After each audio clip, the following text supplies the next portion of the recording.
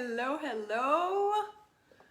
Welcome to day 11. Let's see who's going to join us live today for our I Am Earth, I Am the Earth energy pool.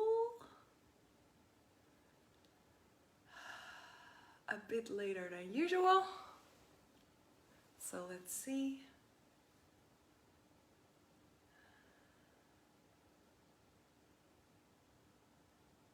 Who's going to join us live? Hello, hello.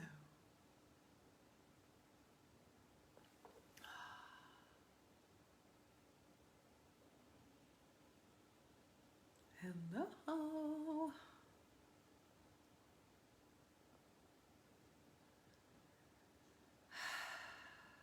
So how are your bodies today? Have you been out walking around, watching the planet? I had an interesting surprise invitation to go and fly in open air, and it was amazing above the earth how a different way of communion that we can ask for. Hello.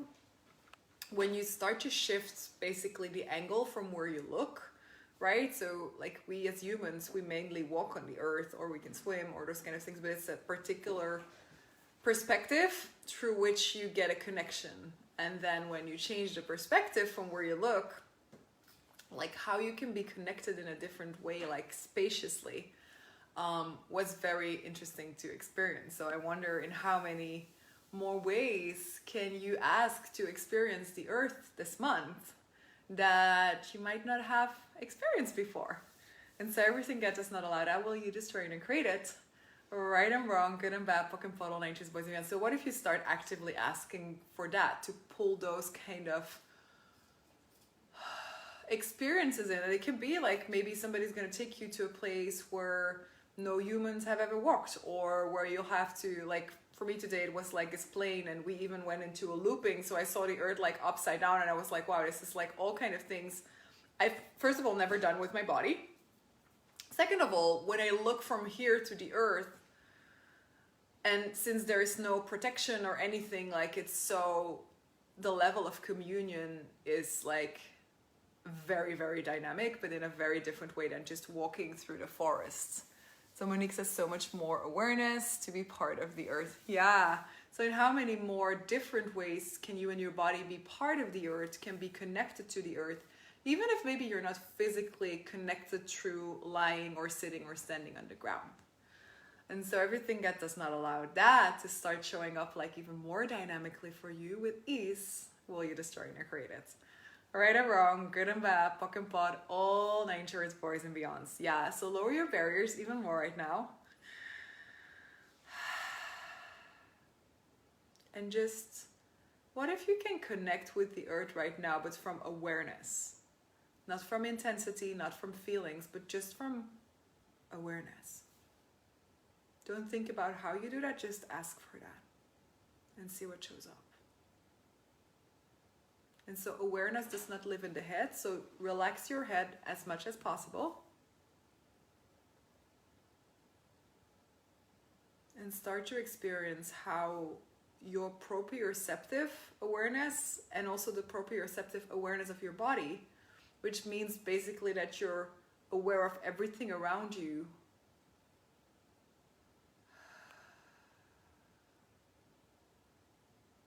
can function now that you ask for connection with the earth through awareness.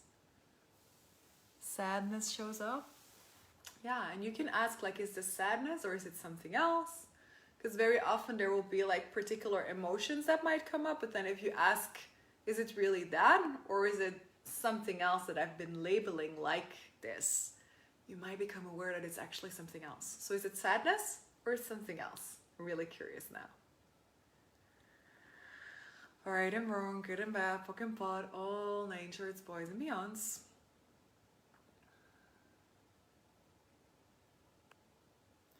And so increase your awareness right now.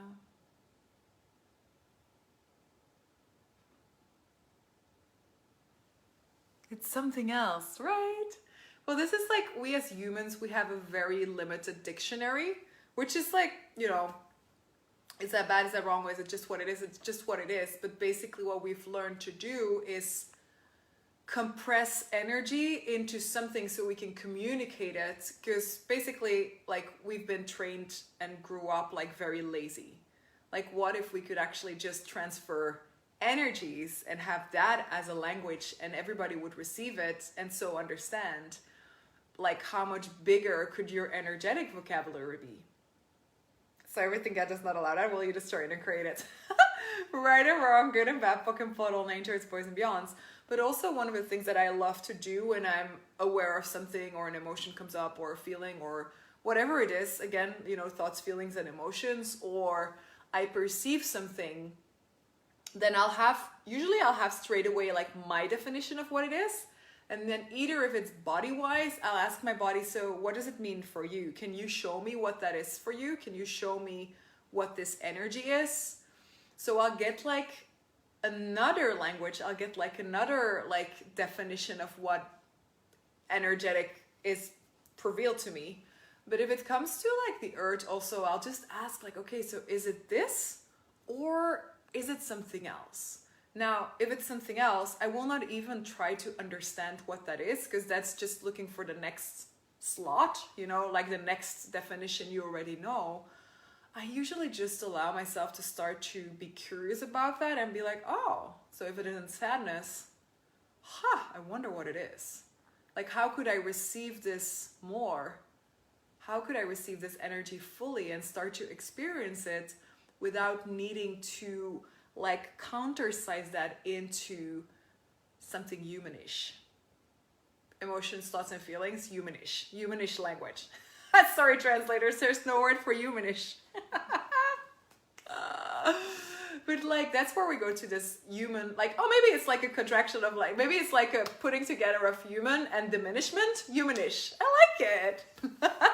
So humanish, but you could actually go to really being, knowing, perceiving, and receiving. So everywhere you've learned to be lazy, and lazy is normal. And lazy is basically where you go into your head and you go work really hard to find an answer. Can we just try and create that? Right and wrong, good and bad, fucking pot, all nine shorts, boys and beyonds. Cool. I like these conversations. I wonder what else is going to show up in the coming 20 days. So, awesome. Well, that was kind of a little bit of a different conversation. So, what is the earth asking of you today? Well, let's do some 1, 2, 3s to contribute to it. You ready? So, let's do 10. 1, 2, 3. 1, 2, 3. 1, 2, 3. 1, 2, 3. 1, 2, 3. 1, 2, 3. 1, 2, 3. 1, 2, 3. 1, 2, 3. 4 more. 1, 2, 3. Oh no. 1, 2, 3. 1, 2, 3. One more. 1, 2, 3. Awesome. And from there, let's go to I am the earth. I am earth. I am the earth. I am earth. Oh, just like other little thing about these energetic things. Like once you're going to stop, like once you're going to start undefining energies, what you'll start to build is your energetic library. Now, maybe like 10 years from now, you'll actually know what the energy was that you were aware of today. Maybe it's sooner, maybe it's later, but that's the thing. Every time you succeed in undefining something and just wondering what it is, but not just discarding it, but just be like, oh, okay, let me take the definition of by asking, oh, is it really like, in this case, like sadness or something else? And then you get like, oh, it's like to be something else. I wonder what this is. You'll start building your energetic library, which will allow, whenever it actually makes sense, to come clear what that energy is. Okay? Woo! So everything God brings up and does not allow us to start building like gigantic energetic libraries through which we can build, through which we can communicate not only with people, but with everything, will you destroy and create that? Right and wrong, good and bad, book and bottle, natures, boys and beyonds. Yes, I feel now this week a different energy in my head. Great, I love it. Awesome, cool. Wow, this is like, this conversation is really big. It's interesting. Well, how to take it better? I get there is a lot more to this. It's like starting to wander through a forest, and you'll start to like go into the woods and discover a different world. So what will it take? So I am earth, I am the earth, I am earth, I am the earth, I am earth, I am the earth, number 10. I am earth, I am the earth, I am earth, I am the earth, I am earth, I am the earth, I am earth, I am the earth, I am earth, number 20. I am the earth, I am earth, I am the earth, I am earth, I am the earth, I am earth, I am the earth, I am earth, I am the earth, I am earth, I am the earth. Now take your energy ball in front of you and be more as the earth. Just make that demand. Be less humanish, more like the earth.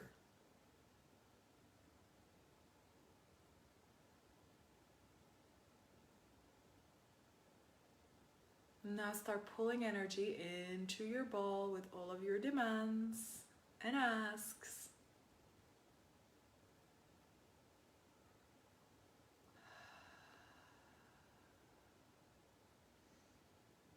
And what will it take also for you to start to have a bit more clarity on where you're going if you don't have the clarity? Like, chaos is amazing, and then if there's sometimes too much of it, it might be like hard for actually to start really generating and building at full speed because there is unclarity. So if you have that going on, like, what will it take? You know, if you look at the earth, like, it's very rare that there will be like just a forest showing up on like a dune, right? There's like kind of an order and an organization within nature also that allows energies to find each other that will contribute into building greater. And sometimes there will also be like exceptions and like new things that start to evolve, but like most probably particular energies will be easier to thrive and grow in forests than in the desert, and some others will be easier to grow and thrive in the desert than in the forest. And so are you clear on where you ask what to grow, or could you start to actually landscape your life a little more? True question. Like, okay, what would like to be here? Like, how do I set my business up? What is required? And maybe it's just me. I have to necessarily do that. But maybe it contributes to some of you as well. So, okay, cool. So let's start pulling energy. Why I said that is also because when you're going to start pulling energy on a land where it's like unplaced, like if things are like clearly energetically structured, like the outcome will be way greater. So pull more.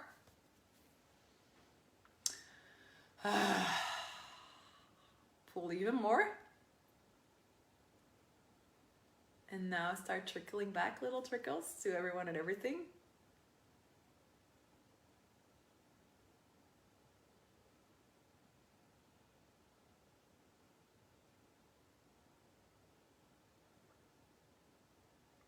Now start pulling energy again.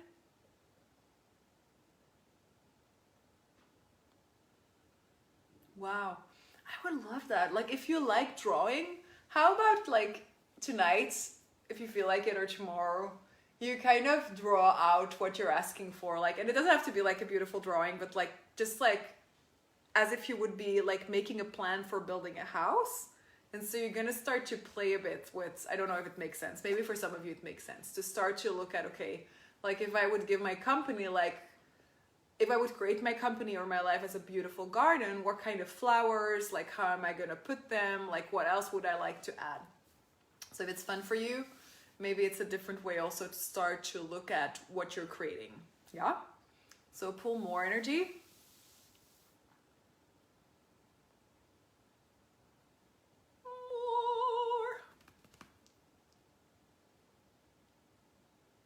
And now start trickling back.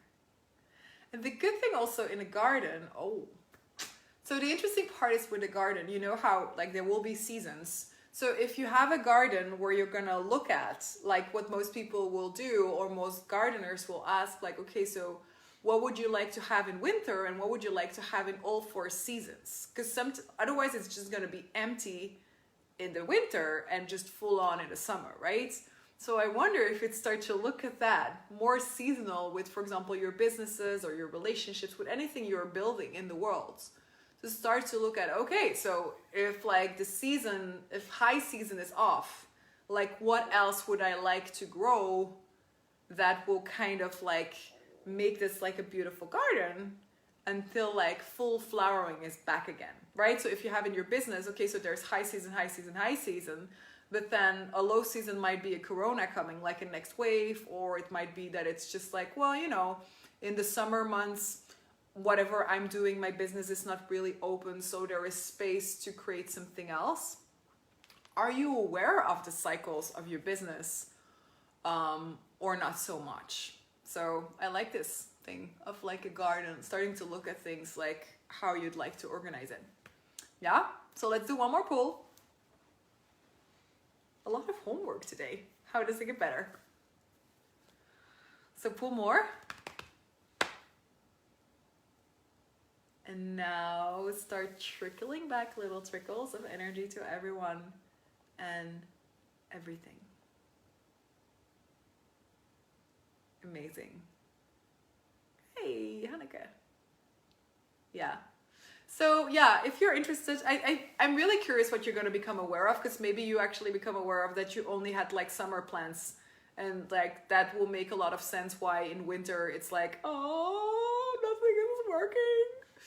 Because you'll realize, oh no, because I haven't been planting seeds that will actually grow in winter. So now what could I start looking at? You know, what kind of seeds in your businesses can grow in winter?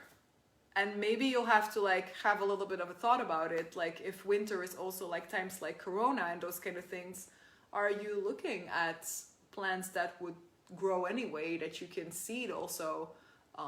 So you always have something that will thrive in your garden. Okay? Thank you so much. I love this poll. Tomorrow's poll is going to be at 7:30 in the morning. We're going to start again like for the early birds. Okay, I'll put it also like later on in the group, but it's 7:30 in the morning. So basically 12 hours from now. Woohoo! See you in the morning. Bye.